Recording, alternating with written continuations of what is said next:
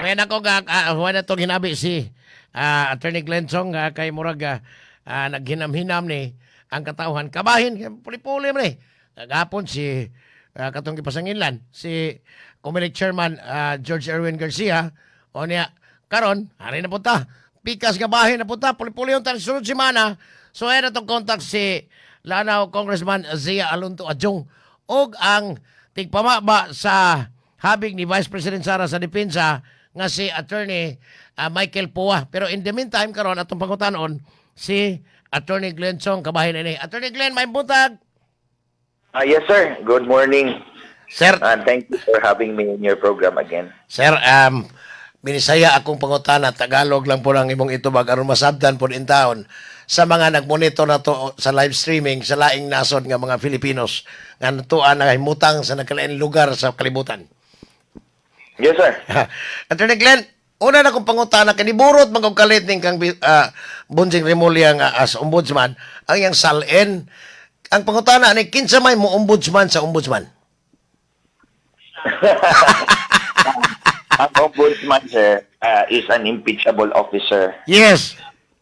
Oo, so any citizen or taxpayer for that matter can file complaint for impeachment with the House of Representatives. We follow the same procedure as kanang gibuhat nila sa kang Vice President Sara Duterte. So, Pero sir, let me be very clear about this.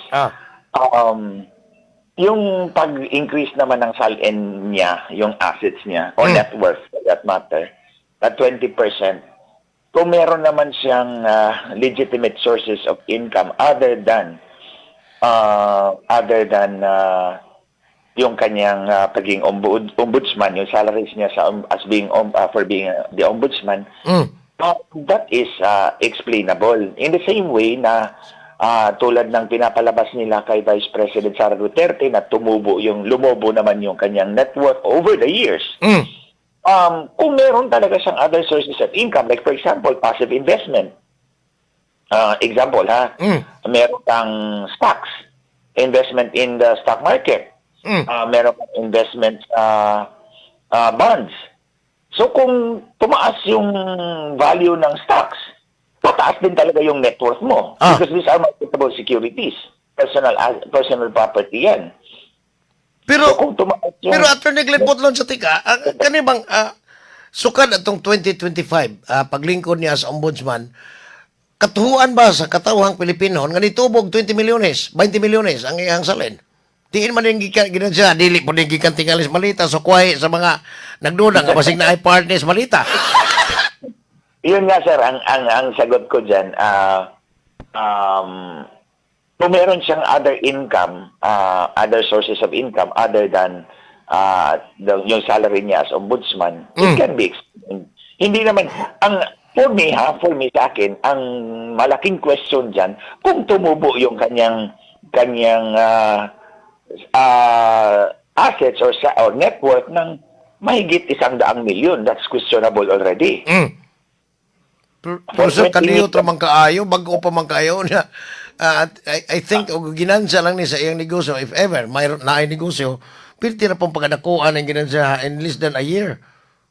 Sir, I'm just being consistent with my position in relation sa kay Inday Sara, kay Vice President Duterte, na ang position ko talaga dyan sa kay Inday Sara na tumubo yung kanyang net worth over the years is that these are hindi naman malaki yung increase ng kanyang net worth because we are talking of several years. Kasi pinapalabas ng House Prosecution na unexplained wealth, malaki yung pagtubo ng kanyang net worth. In the same way, for me, 20 million in 1 year is not that much. Kasi hindi ganyang kalaki. The figure as it is may sound big, but the value may not be. I see. Sabda na. Now, ari ko sa impeachment trial nga nag-ung-ung ni Vice President Sara kagahapon, way media nakasod, except sa interview on both sides sa prosecution and the defense, Attorney Glenn. Now, Yes, dunay na-discoveryan matud pa aning langasan kayong abogado sa prosecution nga si Terry Ridon nga dunay 52 ka mga armas nga wa i-appeal sa Statement of Assets, Liabilities and Net Worth ni Inday Sara sa iyahang salin atong niaging 2025 nga matupan ni Tobo og 11% from 88 million to 98 million, which is murag normal na kayo. But sir, kaning bag-ong na-discover nila, posible bang ma-appeal ni adtong giingon niya kay usas sa upat ka mga articles of impeachment nga ilang kumbatihan dito sa impeachment court ang kanimang salin, sir, ma-appeal ba ang bagong discover considering nga wa nila ma-appeal atong una nilang pag discover dito sa Musbay Balauranan? In the first place, sir, let's put it in the proper perspective. Let's tackle about the issue later. Ang perspective then is that firearms are considered personal properties. Okay? Personal properties yan. Meron naman talaga si Inday, si Vice President Sara Duterte na declaration, other personal properties, di ba? Nakalagay naman yan. So, hindi lang detalyado. And there's a reason. Bakit mo i-detalye yung firearms mo dyan sa salin mo? When in fact, that's a regulated personal item, di ba? That's a regulated personal property. Kung public official ka, and you may be collecting firearms, that's valid, that's legitimate. Collection mo yan personal na hobby mo yan But then, kung public official ka, ililista mo yung mga firearms mo sa salin? I don't think so. I don't think that's proper. Di ba? I mean, I don't think it's proper for a public official na ilista mo yung mga firearms mo dyan, isa-isa dyan, or you would rather be more discreet at ilagay mo yan as other personal properties. For as long as nandun yung intention mo, nandun kasama yan talaga, there is no violation. Si Ridon lang naman ang malisyoso dyan Lahat ng ma-discover niya, binibigyan niya ng kulay. And it's good that you ask this question. Kasi at least na mapaliwanag natin sa taong bayan. Ano bang, it is so malicious na and besides, hindi mo pwedeng i-present yan because that was not part of the complaint. So that's another point to show that he is very malicious sa kanyang mga accusations. So, Attorney Glenn, ang mahitabo ikaw as former congressman sa inyong probinsya sa Biliran province, ang prosecution murag 100% sila nagtuo nga ang ilang mga accusations against the Vice President makapag-convict ni sa impeachment trial dito Senado. But based on the Okta Research survey nga gihimo natong Abril 24 ngadto 30 ningon nga nagtuo silang 4 of 5 or meaning 80% sa mga senator judges dili ni magbase sa ebidensya nga ilang nakuha kundi base sa kanang giingon kampihan or numbers game ang pabor or ang busy. Sir, unsay imong tanaw, would you subscribe aning giingon sa Okta? In the first place, sir, yung Okta, hindi ako naniniwala dyan. Bitaw? Hindi ako naniniwala dyan sa Boris Okta na Bangat? yan. But, I think the Filipino people is very well aware. Alam ng taong bayan na itong impeachment process na to is very politicized. It's all politika. Makikita mo yan, sir. Mga kababayan, nakikita natin yan, yung maniobra. Yung maniobra nila na matapos nagkaroon ng bagong majority, at si Alan Peter Cayetano yung naging Senate President, of course, he will become the presiding officer. Hindi katanggap-tanggap yun sa hanay ni Marcos, sa mga kampo ni Marcos. Kasi si Marcos naman talaga ang author dyan, ang utak dyan para tanggalin niya yung kanyang karibal. So that tuloy-tuloy yung kanilang paghawak ng pagkamkam ng posisyon ng gobyerno. So, tingnan ninyo, minaniobra nila na tanggalin si Cayetano at i-install si Sherwin Gatchalian. Tulad na ng sinabi ko na dati, gusto nila si Gatchalian kasi meron silang hawak na sa kanya, yung kapatid is DSWD Secretary. Yes, because morning na mention atong mga weeks ago. Nakita ko na yan na pag hindi ka sumunod sa gusto namin, tatanggalin namin to because of course, you serve at the mere pleasure of the President kung sekretary ka ng Departamento ng Gobyerno. So, kaya siya nilagay dyan para may hawak talaga sa kanila because si Gatchalian, so far, walang kaso. O, di ba? Walang kaso ng dito sa flood control scam. Hindi pa siya nadawit. Pero Now, tignan ninyo, anong ginawa nila? Si Chis Escudero biglang bumaligtad. O, anong meron kay Chis Escudero? Nadawit siya sa flood control scam. But in fairness kay Jinggoy, nanindigan si Jinggoy. Ayan, kinulong. O, kita nyo. O, si Jinggoy Joel. nanindigan. Si Joel. Isa-isahin natin. Si Jinggoy nanindigan. Anong ginawa? Nakulong. Si Chis Escudero, anong ginawa? Bumaligtad. Hindi nakulong. Si Joel Villanueva, hindi bumaligtad. Hindi rin nakulong. So, I think all these facts are known. Alam ng tao yan eh. Hindi naman bobo yung Pilipino eh. Yung ordinaryong Pilipino, alam naman nila sa social media, nakikita nila, naiintindihan nila. Bakit yung isang nagawit, nakulong? So, Dahil, Attorney Glenn, di ang pag-iusang pagduda, Congressman Glenn, na nga gusto nila, matod pa based on the statement of former Senate President Alan Cayetano, ningon siya nga Senate of Malacanang, because ang kining flood control anomaly, kung ang kang Alan Cayetano Black mo'y mag-handle sa Senate Blue Ribbon Committee, ang tanang mga ebidensya regarding aning flood control anomaly mulid ngadto sa Malacañang. Sir, unsay imong nahibaw-an po nini gawas aning giingon ni Senador Alan Peter Cayetano regarding aning maong isyu? Sir, dito makikita, ito pa isang bagay dito, isang issue dito na hindi naman tulingid sa kaalaman ng taong bayan. Makikita mo naman talaga eh. Bakit pinipigilan yung mga dating sundalo na nagsilbing bodyguard ni Saldico at nag-deliver ng mga maleta na pera doon sa mga maleta gang members. Oh, di ba? Maleta gang members yan sila. Yung mga inaukusahan. Oh, bakit pinipilit? Unang-una, bakit pinipilit talaga na pigilan itong 18 sundalo na dating sundalo na mag-testify in an official hearing? Oh, yan, isa yan. Oh. Ito yung latest. Ito yung latest, yung kina-Mike Defensor dyan sa EDSA. Oh. Supposedly, magkakaroon ng hearing yung Cayetano Black. Sila Marcoleta, andun sa Ni Marcos. pumunta doon at hindi na tumuloy. Bakit? Anong meron? Who has the capacity to pressure them?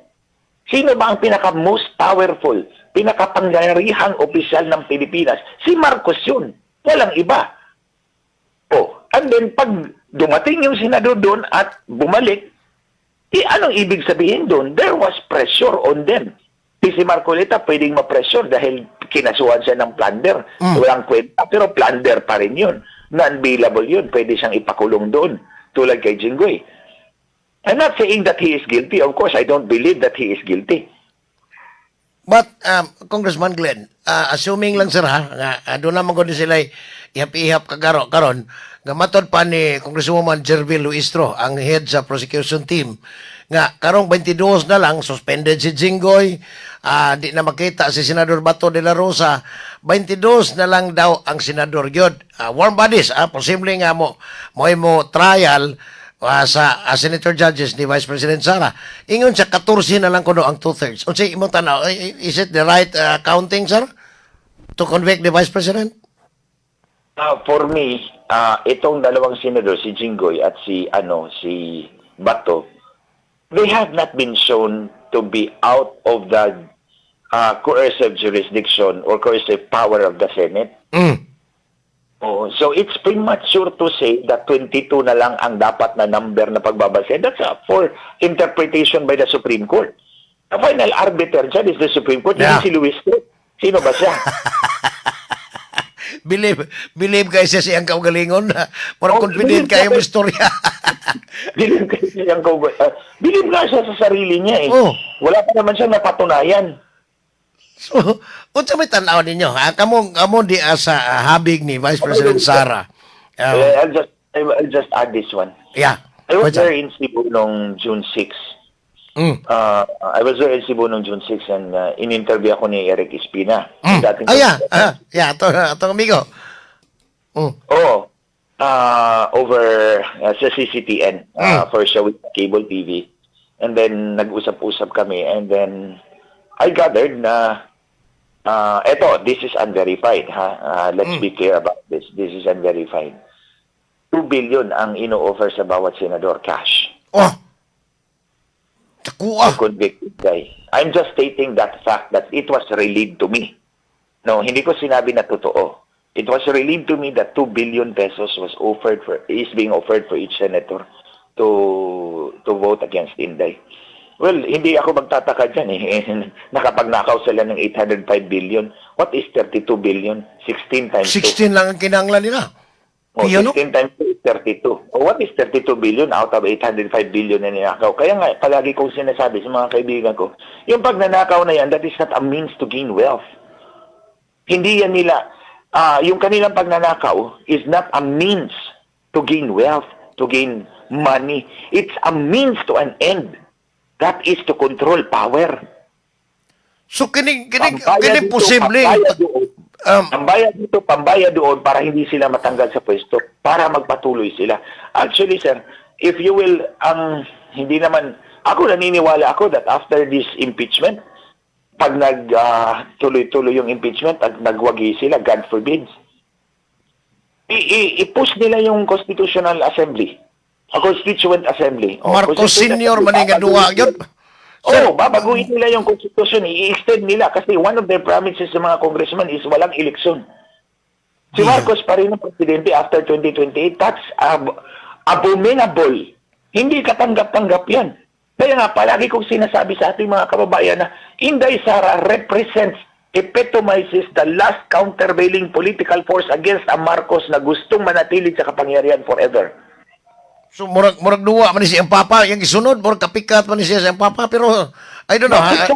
Playbook they're going to play. Kilala ko si Lisa Marcos. Katrabaho ko siya na 6 na taon. Alam ko yung state of mind ng dalawa na yan. Now, Congressman Glenn, kaning nahitabo karon kay kagahapon wa may gipasod nga atol sa ilang pre-trial conference. Sir, ari ko sa 4th article kaning giingon ni katong iyang pasangil nga hulga pagpatay ni ni Presidente Marcos, yung asawa o si Tambaloslos. Sir, ang statement ni Vice President Sara, kung wa ko masayo, pingisa, kung mamatay ko, na ako'y contact nga assassin nga, patyon po na sila. Sir, kamong mga abogado, trial lawyer ka before. Sir, ingon ani bang, mahug ba ni hulga? Nga, yung kung mamatay ko, kinsa may, assuming ayatong ingon, kung mamatay ko, patya po na sila. So, mahug ba na siya hulga, sir? Ingon anak dito sa Susgado? This is the way I will answer you in that question. Ito yung sagot ko sa inyo. Nung way back in 2019, yung pinatay yung personal aide ko na si Richard Santillan na mga pulis. Yeah, katong pulis. 20 pulis yun. At napakulong ko yung 8 nung March 13.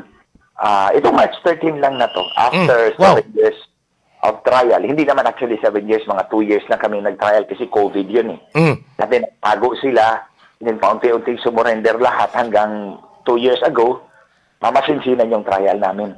So na-convicted sila nung March 13, yung 8. Kasi yung 2 namatay na, yung 10 na acquitted kasi walang bahala doon sa crime scene. At that time, ang kalaban ko mga pulis. And I know that there was a serious threat to my life kasi ako lang, I'm the only one standing between their freedom and at yung nila, yung possibility na makulong sila. Between freedom and incarceration, pagkakulong. I was the only one standing. So, yung sasakyan ko, inaano nila, sinusundan ako. Matindi talaga yung threat sa akin. So, at that time, I did exactly what Sara Duterte did.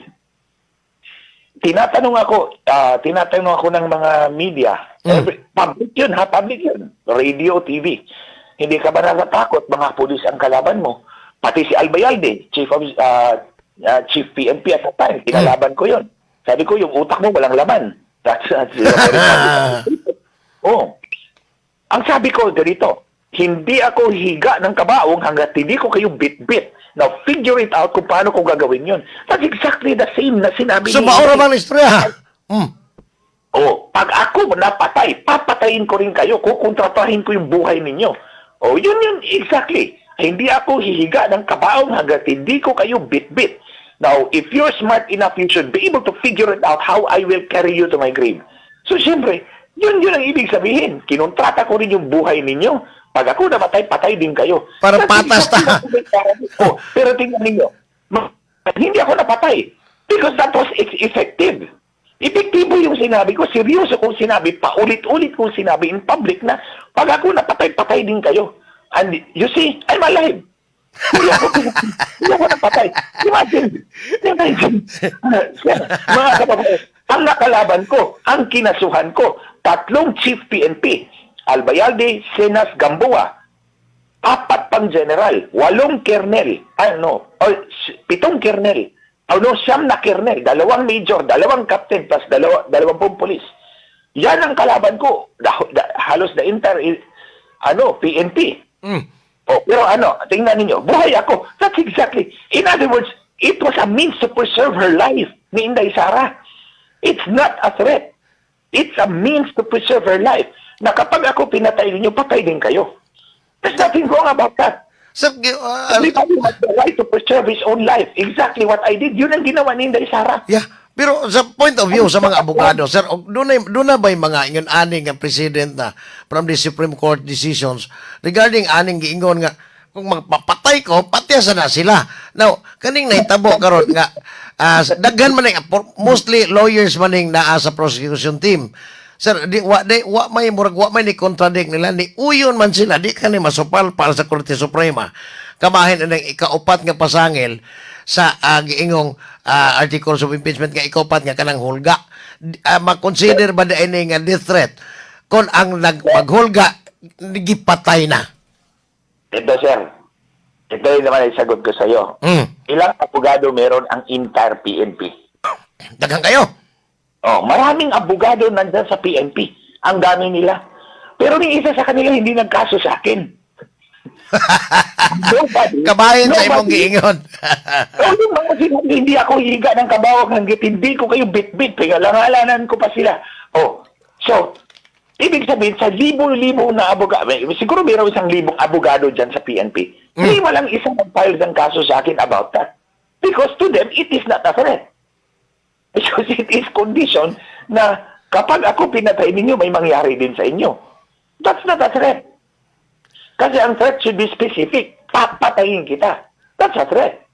Pero pag sinabi ko, kapag ako pinatay mo, mananagot ka rin, mamamatay ka rin. That's not a threat.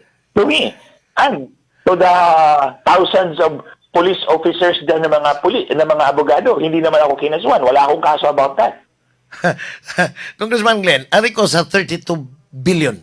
2 billion each sa 16 ang ilang giapas karon. Now, assuming nga kaning yun mahatag, ingno nato nga aron ma-convict si Vice President Sara. So, dili na gid siya makadagan as president sa 2028 because perpetual disqualification man ang iyang hatol nini. Sir, da pa ba laing remedy gawas ani para lang makadagan sa 2028 despite sa conviction niya sa impeachment court? Sir, yung ang typical na sagot ko dyan yung kay Erap. When Erap was undergoing impeachment proceedings, hindi natapos yun kasi di ba nag-resign siya. Nag-resign, yes. Nag-resign siya. The following election, tumakbo siyang mayor of Manila, nanalo siya. Because the impeachment proceeding did not result in a conviction. Kinsa pa may mo convict kung ni-resign na. So, kung ni-resign na, paano? May conviction, nag-resign na siya eh. So, we go by the same procedure. Kung mag-resign si Inday, we invoke the Estrada Doctrine, the Estrada Circumstance na, hindi natapos yung impeachment. Maliban na lang kung ipilit na naman nilang tapusin yung impeachment and result in a conviction. O yung 2 billion, sabi nga ng informant doon, cash, hindi project, cash.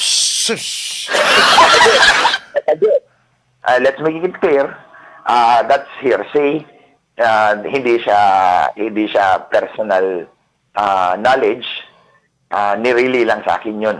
doon sa interview habang nag-uusap kami. Basta ko yawa. Sa akin, when there's smoke, there's fire. Normal. Kilala ko si Lisa Marcos. Kilala ko si Lisa Marcos. 6 years kong katrabaho, kasama yan, mukhang pera yan, pera, nagpapatakbo ng utak niya. Now, what happened, sir? Magalit na siya kung magalit, but that's the truth. Sir, unsay mga lakang, mga, sa Tagalog pa, unsay mga hakbang ninyong himuon while ongoing ang impeachment trial, o niya, tanaw ninyong murag, grabe gyud kanabang ang senator, giingon ni Senador Alan Peter Cayetano, Senators of Malacanang, grabe ang, kanang i-grant gyud tanan, ang tanang mga opposition sa defense, i-grant tanan, unsay inyong buhaton while ongoing ang trial. Sir, I am not at liberty to discuss details, but kami sa hakbang ng maisog, we will do something. Attorney Vic Rodriguez. Kami ni Vic Rodriguez, kasama, marami kaming kasama. We will, nag-meeting na kami about what we are going to do. So, you will probably see us in the streets. I see. So, sir, abangan namin, amo nang atangan ang mga kalihukan, starting maybe July 6. Wa naman irog-irog tingali ang ilahang schedules as announced by the impeachment court. So, abangan namin namo na Attorney Glensong, former congressman, sir. Basta sir, ang ako lang yung ang gusto ko lang i-point out sa ating mga kababayan, itong impeachment na to, this is an evil scheme by Marcos. This is an evil scheme by Marcos to remove Inday Sara para wala tayong matibay na leader na kakalampag sa kanya, kakalaban sa kanya kung ipilit niya yung Constituent Assembly para i-extend yung term niya at walang eleksyon. Sir, di apa, Attorney Glenn, paapas nito ani sa Europe na minaw karon. Bisag tungang gabi dito ni ingon siya nga willing ba daw kang mo lead sa prosecution unya if ever si Vice President Sara mahimong presidente in 2028 aron lang mapapriso nimo silang tabaloslos bangag og silisa. Without batting an eyelash, I would love to do it. Ipapatulong ko talaga dyan. Si Martin Romualdez, lalong-lalo yan yung dalawang mag-asawang Marcos na yan. Sir, how about si Mo? Naghana din rin, sir. Naghan kayo nakapaldo na rin, Congressman Glenn. Naghan kayo din rin nakapaldo, please. Pero taon pa to. It will take 2 years pa. Kung mahitabo ang diangay mahitabo sa mga tabalos-los o mga group. You know, sir, when they commit an injustice, they have committed that injustice to more than 115 million Filipinos. Kabiha, tinood. Yung hinakaw yung 805 billion, it's unconscionable. Hindi mo ma-imagine yun eh. Pera yun ng taong bayan na pinaghirapan bayaran ng buwis. Lahat. Yung Lucky Me Pancit Canton na binibili natin, may buwis yan. Yung petrolyo na binibili natin, may buwis yan. Lahat. Yung hangin na lang na hinihinga natin ang libre. Kapag na nakawin lang. Ang sa akin talaga, sir, ang sa akin talaga is the lost opportunity na yung 805 billion napunta talaga sa flood control na totoo. Because it will save a lot of money from damage to typhoon, flooding, and disruption to the economy. Ang sa akin, yung ekonomiya natin dapat umikot ng umikot, gumulong ng gumulong, tumubo ng tumubo because that's the fastest way na maangat natin yung ating mga kababayan sa kahirapan. It's all about the economy. Pero Kung karon in-invest natin yung 805 billion na yan in brick and mortar projects, we will reap the benefits in the economy. pero sukarap na yung ekonomiya hantod karon pati Sir, isang flooding lang. Pagkano ang damage sa isang pamilya?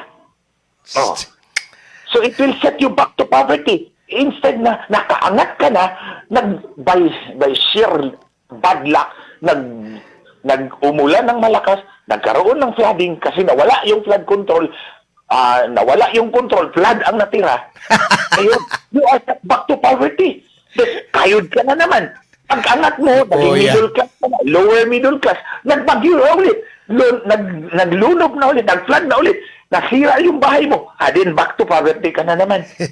Attorney Glenn, palihog ko, inspiring words sa mga Filipinos abroad, nag-monitor nato through sa live streaming nato. Go ahead, sir, karon di puntaon sila mawad ang paglaom kay ang ilang gitan-aw not politics but economy. Go ahead, Attorney Glenn. Sir, ito ang paulit-ulit kong sasabihin sa ating mga kababayan. It's not enough for me to fight alone or for Attorney Vic to fight alone or for Maisog to fight alone. This is a fight of every Filipino, and I am very proud to stand side by side with you in this fight. Hindi pwedeng kami lang, tayong lahat dapat ang lumaban. And even if victory is very, very mahirap, we have to keep pushing. Because we never know that victory is just around the corner. If we do not keep pushing, we will never reach the corner and we will never achieve victory. Sige nga. Attorney Glenn, salamat kay sa time. Ha? Hope maglaom nga from time to time tagaan mi nimo higayon sa among mga putana para po sa among mga tigpaminaw there is DYKC. Yes, sir. I will always make myself available. Actually, maganda yung natanong mo about the firearms. Mag-live sana ako doon. Kaso pinuputol ako sa pagla-live ko. Mga walang hiya talaga itong mga Marcos na to. Nakabag yung account mo, sir. Oo, pinuputol talaga ako pag nagla-live ako. So, this is better kasi tuloy-tuloy ang discussion kahit hindi ako nakikita.